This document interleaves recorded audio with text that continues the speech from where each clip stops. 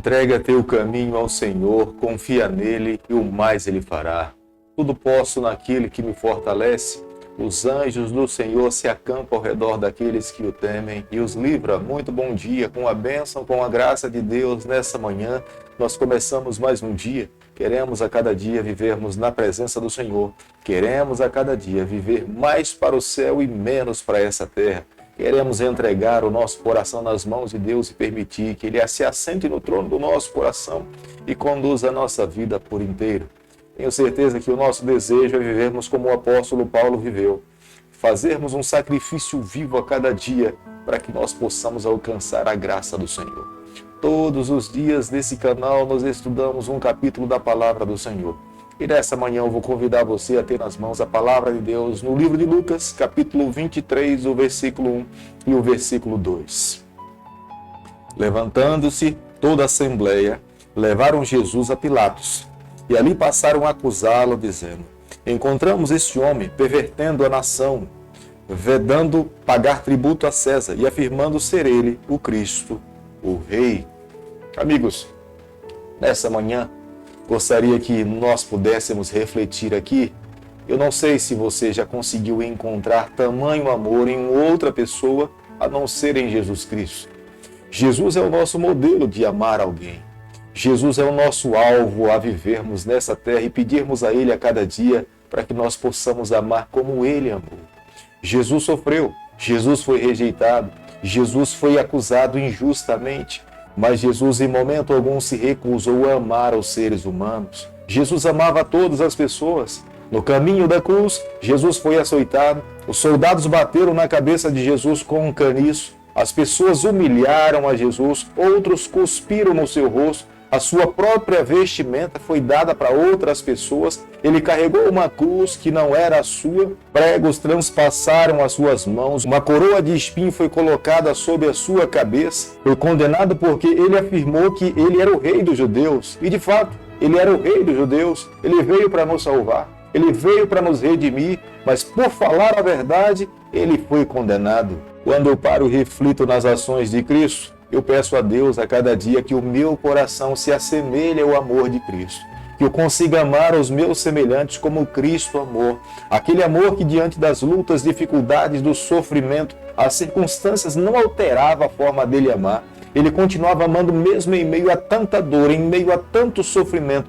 em tanta angústia, rejeição, mas o seu amor não mudou em nenhuma circunstância. No Império Romano, geralmente o criminoso, quando cometia um crime numa região, os líderes poderiam mandá-lo para o local onde ele tinha sido acusado inicialmente. Pilatos se aproveitou dessa cultura para enviar Jesus para que fosse julgado por Herodes. A fase mais impressionante do ministério de Jesus, nós podemos observar que ele se deu lá na Galileia. Embora Jesus tenha nascido em Belém da Judéia, embora Pilatos e Herodes fossem inimigos, eles não se davam bem, mas Pilatos nesse momento aproveitou essas circunstâncias para não se comprometer com o sangue de Jesus Cristo e enviou Jesus para que Herodes pudesse julgar a Jesus Cristo. O quartel-general de Herodes ficava em Tiberíades, na Galileia, mas como todas as pessoas nesse momento estavam vindo para Jerusalém em decorrência da Páscoa, ele também aproveitou essas circunstâncias para que pudesse julgar Jesus em Jerusalém. Por um período de 5 anos, Pilatos se tornou o procurador da Judéia.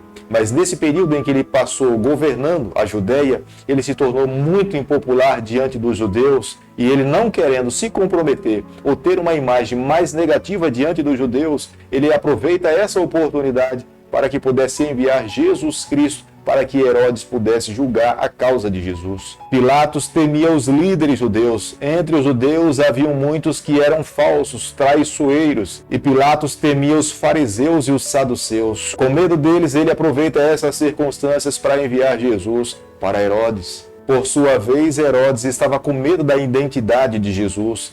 Jesus nunca tinha pregado no território de Tiberíades, onde estava localizada a residência de Herodes. A curiosidade era uma outra razão que Herodes guardava no seu coração. Ele queria encontrar-se com Jesus, porque ele já tinha muito ouvido falar a respeito de Jesus Cristo. Ele aproveita essas circunstâncias e coloca diante de Jesus duas pessoas para serem curadas. Se Jesus realizasse o milagre, ele teria convicção de que Jesus era um profeta verdadeiro. Mas se Jesus não realizasse, ele guardaria as suas dúvidas no seu coração. Lucas capítulo 23, o versículo 9, a Bíblia diz o seguinte: e de muitos modos o interrogavam, Jesus, porém, nada lhe respondia.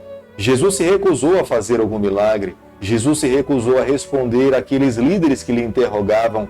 Jesus esperava que essas pessoas gradativamente, através da sua vida, eles pudessem concluir quem era Jesus. Mas Jesus não queria que eles entendessem que ele era o Filho de Deus através dos sinais pedidos por eles para que ele pudesse fazer. Herodes teve a oportunidade de saber quem era Jesus através da boca de João Batista. João Batista foi um homem enviado por Deus para essa terra para proclamar, preparar o caminho do Senhor, mostrar como é que as pessoas deveriam preparar-se para encontrar-se com o seu Deus. Mas Herodes é um daqueles que também rejeitou a mensagem divina, rejeitou ouvir a palavra do Senhor, endureceu o seu coração e escolheu viver da maneira que ele acreditava que seria melhor. O silêncio de Jesus Cristo foi uma repreensão ao monarca. Jesus não abriu a sua boca. Jesus cumpriu a profecia de Isaías. Jesus foi como um cordeiro levado ao matadouro. Jesus se recusou a responder às suas autoridades. O silêncio de Jesus era uma atitude sábia, porque se Jesus abrisse os seus lábios, eles aproveitariam qualquer palavra de Jesus para acusá-lo. Os sacerdotes, fariseus e os saduceus acusavam veemente a Jesus.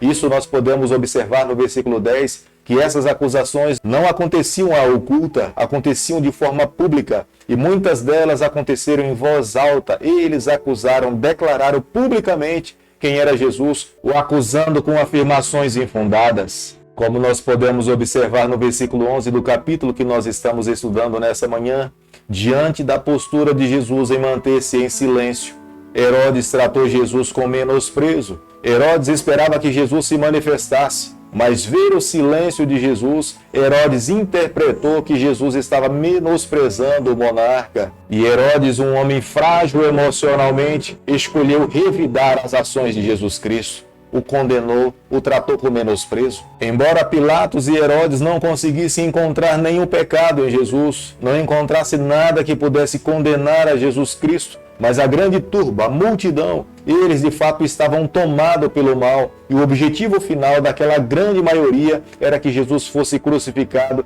viesse a morte. Como nós podemos observar no versículo 16 do capítulo que nós estamos estudando nessa manhã, o pensamento final de Herodes era castigar a Jesus, era açoitá-lo, mas nunca levá-lo à cruz. Herodes não queria matá-lo. Herodes queria apenas dar uma lição em Jesus Cristo, mas a turba que estava ali, os líderes, os sacerdotes, os fariseus, os saduceus, eles sim queriam silenciar a voz de Jesus. A fala de Jesus incomodava eles, porque Jesus falava a verdade. Jesus os repreendia. As parábolas de Jesus e os ensinamentos de Jesus apontavam que eles estavam errados e que estavam envolvidos nos seus pecados. A turba estava tão enfurecida, tão longe da verdade, que em sua grande maioria, as pessoas que estavam ali para celebrar a Páscoa, eles escolheram soltar Barrabás, que era um criminoso, réu confesso, e condenar a Jesus, que era o Filho de Deus, o nosso Salvador. Em Jesus não foi encontrado nenhum pecado,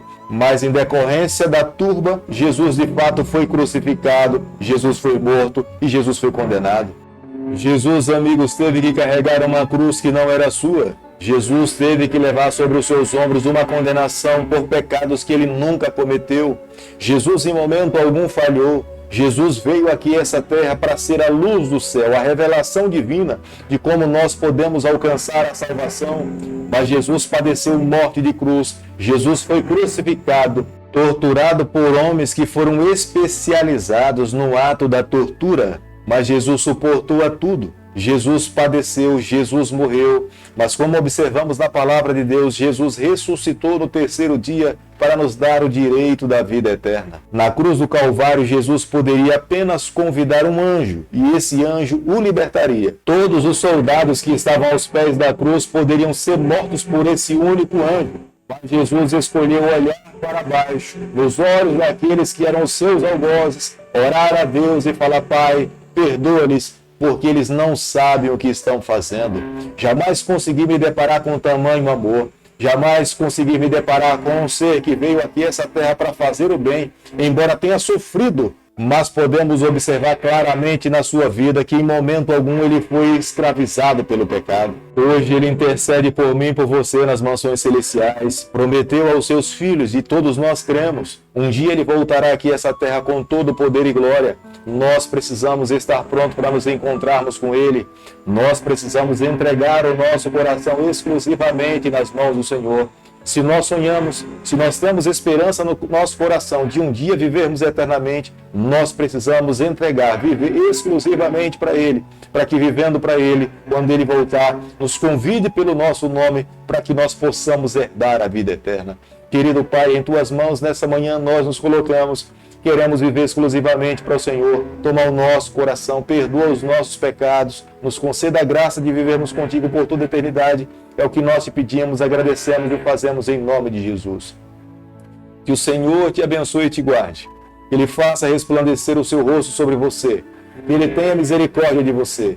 E sobre você, nessa manhã, Ele levante seu rosto e conceda a sua paz em nome de Jesus. Amém.